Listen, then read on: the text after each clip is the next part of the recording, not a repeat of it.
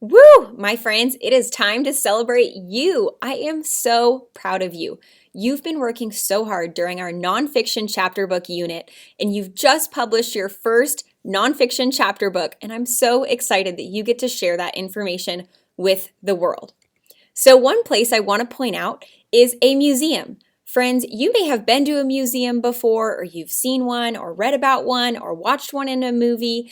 And a museum is a great place where people go to learn about things. A lot of times we'll see different tools or objects, and there's a written description explaining what the object is or what it's used for. And that's just one example of how people use nonfiction writing to teach others. But friends, we're celebrating so much more than just your work today. We're celebrating all that you have learned and all of these strategies that you've learned to be a nonfiction author. And I want to tell you a little bit why that is so special. Boys and girls, did you know that as humans, we are one of the only living things on this planet that continues to teach others and learn from others, even if you don't know them? Boys and girls, think about it. I know all of you love watching YouTube videos, right? And when you watch these YouTube videos, a lot of times you're learning things. Maybe you're learning how to make slime, or you know what? Maybe you've been making your own videos to teach others. Friends, that's nonfiction writing right there. That's an example of nonfiction writing, and it's what makes you so special. Do you see dogs and cats and turtles getting onto YouTube and creating videos for other turtles, dogs, or cats? No, that's just silly, right? That's what makes us so special. And that's why it's so important for us to learn how to communicate all of the great things that we know so that we can share it with others. Boys and girls, there are prizes given out all across the world for these things. Maybe you've heard of the Nobel Peace Prize. Sometimes it's given to someone who's made an amazing discovery that makes the world better. But here's the deal. It wasn't just that they discovered and learned something. It's the fact that when they learned something, they took the time to write and share about it, to teach others. And friends, that's what you've been doing during this writing unit. You've been thinking about all that you know, and you've been putting on your teacher shoes, and you've been using your teacher voice so that you can teach others. And that's just a part of being human. We love to teach and learn from others. And that's the way we can pass on that information from generation to generation. Maybe you can ask one of your grown-ups at home what's something that they can teach you and something that was taught to them by an adult when they were a kid.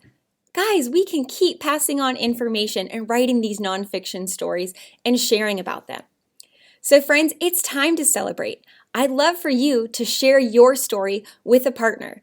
If you're in the classroom, you can share with a friend nearby, or maybe if you're at home, you could share with a grown-up, you could share with a sibling, a cousin, you could share with some stuffed animals. You can see if maybe your grown-up at home could set up a call for you to read it to someone over the phone, maybe a loved one. It's time for you to celebrate and share what you've learned because, like I said, that's part of being human. We teach and learn every single day, and it's time to celebrate all the hard work that you've done with your story. So writers, as you go to share your story, remember to tell your reader what the title is, and we're going to introduce that topic. And I want you to read it in your best teacher voice. Remember, you're teaching, so you've got to use that teacher voice. And you can share with them, what are you most proud of? Maybe it's that you're so proud of the pictures that you drew and the way you added labels and details. Maybe it's the captions that you've added. Maybe it's the way that you've made comparisons or you've been working on your punctuation. Share with them what you're so proud of in your story. And if you're the one listening to the person sharing the story, encourage them, give them compliments and positive feedback about all the hard work they've done. Maybe you can tell them, I learned, or you taught me. Tell them what is something that they taught you. What's something you learned from them? Maybe tell them what your favorite part is, or tell them, I am so proud of you and what you notice about how they have improved. So friends, I just want you to know your teachers and I, we are so proud of you because this is what makes being a human so special. We don't just live in our own worlds and never talk to anybody and never share information. We teach others to make the world a better place, to understand more about the world going on around us. And you, friends, have done that today by publishing your information writing books. And I am so proud of you. I hope you kiss your brain because your brain has been hard at work. And I know that you're going to be able to use these strategies for the whole rest of your life to teach others and learn from others. All right, friends, I can't wait to see you in our next unit. Bye.